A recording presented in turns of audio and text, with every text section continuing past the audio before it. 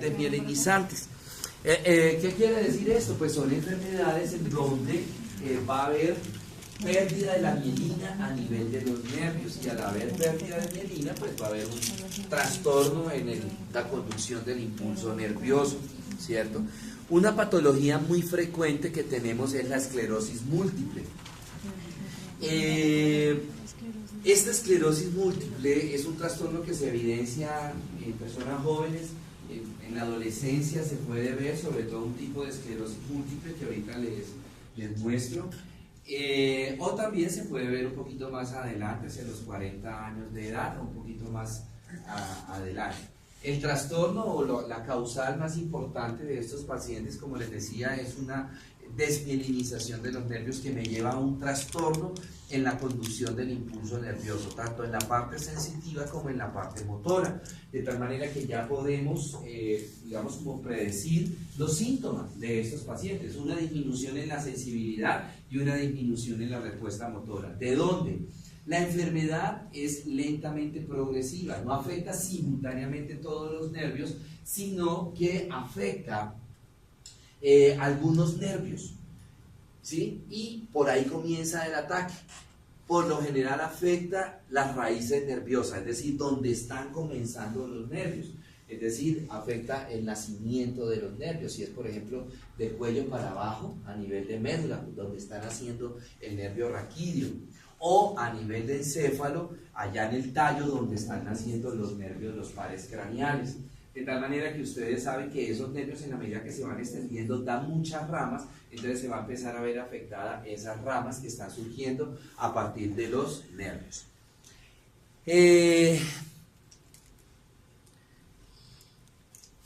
Esto, como les decía, el paciente empieza a presentar zonas de, lo primero, los primeros síntomas también son bastante inespecíficos, bastante bizarros, y se traducen en zonas de hormigueo. Entonces el paciente empieza a experimentar zonas de hormigueo, es decir, las hipoestesias, que siempre estas hipoestesias van a empezar a presentarse en el mismo lado, en el mismo sector, porque ya está empezando a expresar la clínica de la desmielinización del nervio.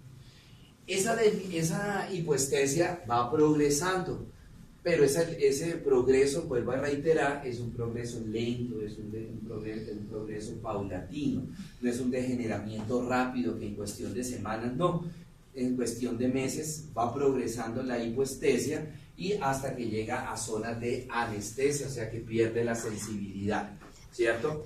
Y ahí es donde viene ya el compromiso motor. Entonces ya por la pérdida de la sensibilidad, lo primero que se va a afectar en estos pacientes es la vía aferente, ¿cierto? Pero posteriormente se empieza la parte motora.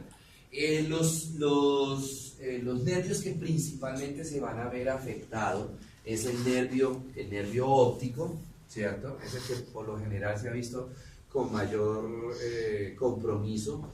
Los nervios que se encuentran a nivel paraventricular, o sea, a los lados de los ventrículos cerebrales, el nervio óptico, al lado del tercer ventrículo, y pues a nivel del cuarto ventrículo prácticamente todos los nervios craneales, porque ustedes se acuerdan que en el tallo cerebral encontramos el nacimiento de los pares craneales que van del tercero al 12º par craneal, entonces pues prácticamente se van afectados todo eso. Y también los nervios raquídeos a nivel de la médula espinal. ¿Sí? Muy bien. Entonces, dentro de las características clínicas, ya les decía que lo más importante es la parte, lo primero que el paciente empieza a experimentar es la disminución o pérdida de la sensibilidad a nivel general. Cuando ya el ataque es específico a un nervio, entonces empieza, como les decía, el primer nervio que se ve afectado es el nervio óptico. Entonces el paciente empieza a experimentar trastornos en la visión, que empieza a ver borroso. Esos periodos de disminución de la agudeza visual son periodos intermitentes, entonces dura un tiempito que ve como borroso y posteriormente como que recupera otra vez y el paciente no le pone mucha atención y cada vez el ataque va durando más tiempo. Anteriormente de pronto la visión borrosa le duraba cuestión de un día, 2 días, desaparece y vuelve a aparecer y cada vez va durando más ese proceso de visión borrosa, ese proceso de efecto de refracción. Hasta que llega un momento en que ya el paciente tiene una neuritis del nervio óptico y esa neuritis se caracteriza por la atrofia del nervio óptico que puede llevar a ceguera, ¿sí? Disfunciones cerebelosas por las fibras nerviosas que están saliendo hacia de la corteza cerebral hacia la corteza cerebelosa, que tiene que ver con todos los movimientos elaborados, con toda la parte de la secuencia de movimiento. Entonces esos pacientes empiezan a perder el conocimiento en cuanto a la secuencia de un movimiento. Me explico.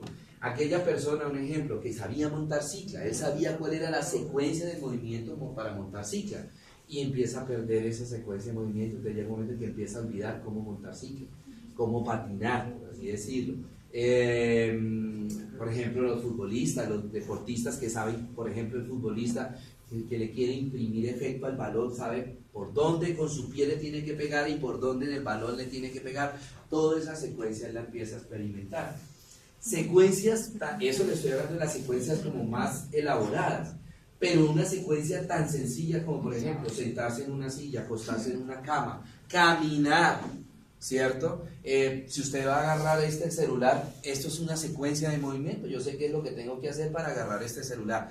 Todo eso lo van a ir perdiendo, ¿cierto? Entonces van a ir olvidando cómo hacer movimiento, y estas personas empiezan a involucionar y prácticamente quedan como niños, donde tienen que volverles a enseñar a caminar, donde tienen que volver a enseñarles, por ejemplo, a coger una cuchara, un tenedor, un vaso, lo que sea, porque todo eso lo van a ir perdiendo, ¿verdad? Bueno, las parestesias que les decía, la pérdida de la sensibilidad, hipoestesia que puede llegar hasta anestesias, ¿sí?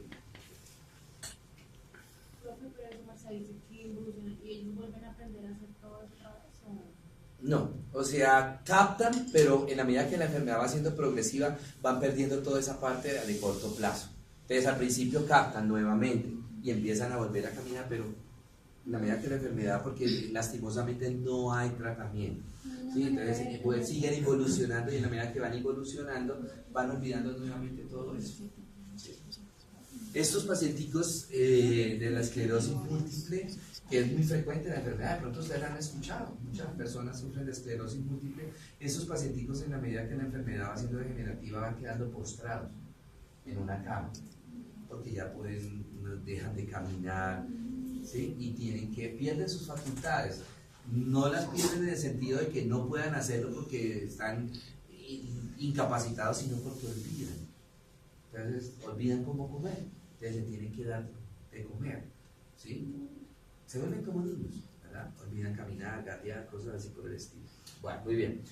Afortunadamente, pues no es una patología muy frecuente. Lo básico en esta enfermedad, bueno, ustedes saben que la mielina no se recupera, pero existe de pronto, por ejemplo, la administración de complejo B ayuda a regenerar un poquito esa capa de mielina. Entonces el tratamiento farmacológico es un tratamiento paliativo, es decir, es un tratamiento para enlentecer un poquitico el degeneramiento de la capa de mielina, pero no más. Entonces se les da complejo B, algo mejora, pero no es una mejoría sustancial. Si el paciente hay atrofia óptica, no va a recuperar la visión. Lo que se hace es enlentecer con corticoides y el complejo B, enlentecer un poco la velocidad de degeneramiento o de progresión o de destrucción de la capa de mielina para mejorarle un poco la calidad de vida al paciente, ¿sí?